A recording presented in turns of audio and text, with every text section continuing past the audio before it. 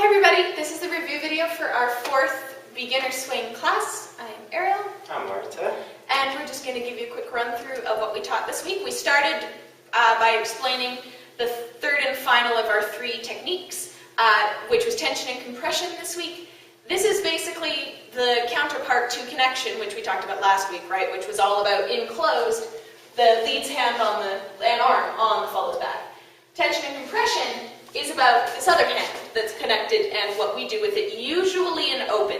It does come into play in closed, especially doing lollies like we did last week, but mostly it's for open. And all it means is that when Arda moves, if he's moving away from me, I'm going to feel tension in my arm, and if he's moving towards me, I'm going to feel compression, and I'm going to move accordingly. This is done by the palm of my hand on her fingers. Yes, and don't squeeze. A lot of people have a tendency to squeeze, but it's uncomfortable.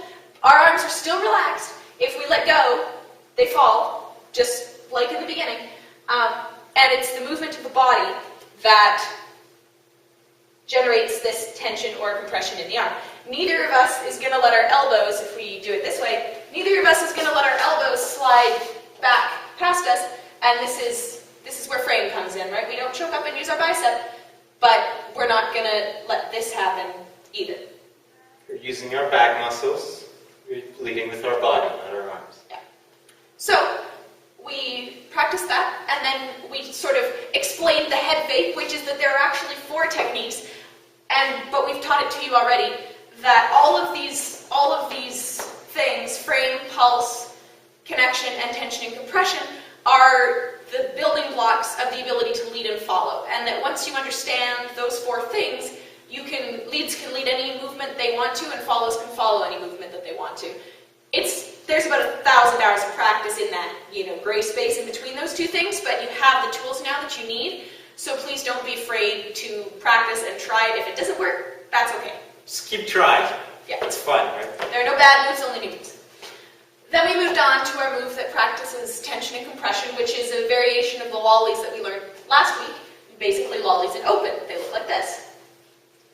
Step, tap, step, tap, step, tap, step, kick, step, tap, step, kick, step, tap, step, kick, step, tap, step, kick, step, tap, step, kick, step, tap. So as we mentioned, you can do either the tap step footwork from last week, or you can do kick step instead. It doesn't change the rhythm, it doesn't change the timing, it's just a styling variation. You're literally just kicking instead of tapping. There's no difference other than that. Yeah.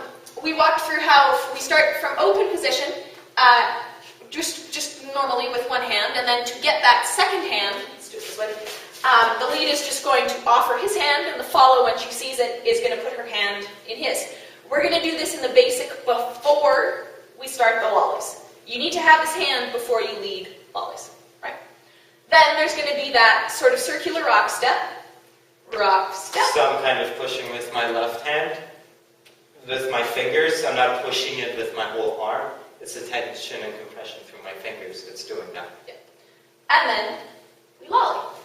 Tap, step, step. And the important part about this is every time that Arda steps, there's compression on one side or the other, and that's how I know to change direction, right? Compression, compression, compression, compression, compression, so on, so forth, lather, rinse, repeat. We practice that quite a bit. Remember, leads, you're generating the tension with the rotation of your torso. You're not just shoving your arms around.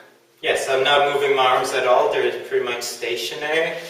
And as I move my body, this is happening. If you're having trouble doing this, try to focus on yourself rather than on your follow, and try to focus on turning your body. Yeah. And the turn also happens clockwise. Follows are always going to step and turn to their right. Leads are going to step and turn to their left. To get out of it, we do what we always do when we have this sort of thing, which is we finish the tuck turn that we started.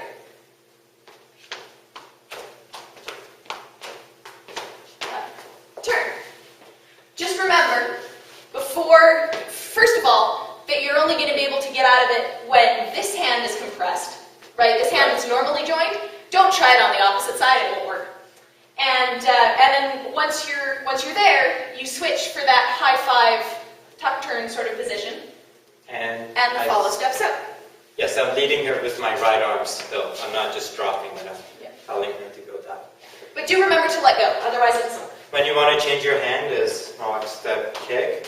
When you kick, you see how my hand is further away from me than this hand. And then as I step, this will cause her to go this way and then up. If that makes sense. Yeah. And then we finished the lesson off with a little treat for you guys. We've also kind of been teaching you how to do a whole song do a whole dance in the sense of dancing to a whole song. Because we mentioned how we start, right? We pulse together, we rock from side to side, get on the same foot, get on the beat, then we lead a rock step and we do all of these other moves that we've taught you and all the rest of it. But we never taught you how to finish a song.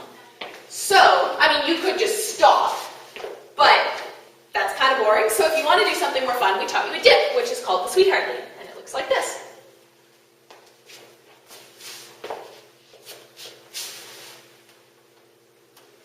Important points about the Sweetheart Lead itself, you'll notice when we do it, our sides are all the way together and our feet are lined up.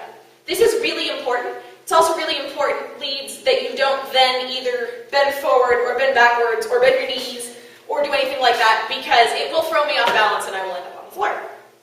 Follows, when we do this, you can do it without crossing your front leg. But if Arda were to fall, I would fall on my face. So the much safer way to do it is to cross that leg in front of you, because now if he lets go, I basically have my own weight. I'm not going to just, fall over. Yes. Leads, you want to have as much contact as you can with her. So, as you can see, there's so much contact here. There's no way she's going to fall, since I'm also holding her. Yep.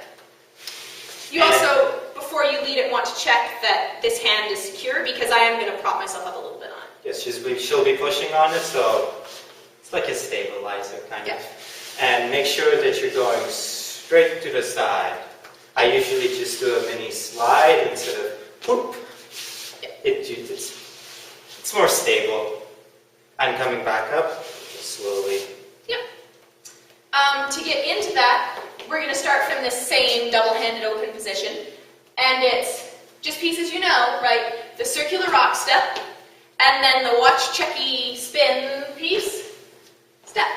And then we break away from the music. We don't care. We set up, side to side, and then we dip.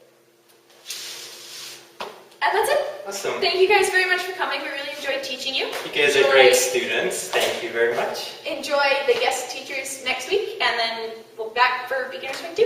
Thanks so much. Bye.